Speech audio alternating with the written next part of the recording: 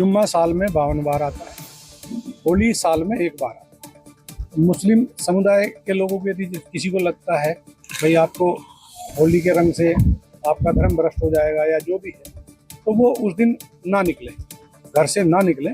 और यदि निकले तो उसका इतना बड़ा दिल होना चाहिए, वो दिल होना चाहिए कि भाई सब एक जैसे हैं, रंग तो रंग है। শুক্রবার বছরে 52 বার আসে আর হোলি বছরে একবার। তাই যদি কারো হোলি খেলতে আপত্তি থাকে তাহলে সেদিন ঘর থেকে বেরোবেন না, ঘরেই থাকবেন। নমস্কার বন্ধুরা, আমার নাম ধ্রুবজ্যোতি সরকার।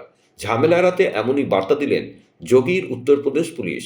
সামনের শুক্রবার হোলি, তাই যদি কারোর মনে হয় হোলি খেলবো না বা যদি রঙে কোনো আপত্তি থাকে তাহলে সেদিন বাড়িতেই থাকবেন। উত্তরপ্রদেশের মতো পশ্চিমবাংলাতেও কি এরকম কোনো পদক্ষেপ নেওয়া উচিত? কমেন্ট করে অবশ্যই জানান। जुम्मा साल में 52 बार आता है, होली साल में एक बार आता है। मुस्लिम समुदाय के लोगों को यदि किसी को लगता है भाई आपको होली के रंग से आपका धर्म भ्रष्ट हो जाएगा या जो भी है, तो वो उस दिन ना निकले, घर से ना निकले।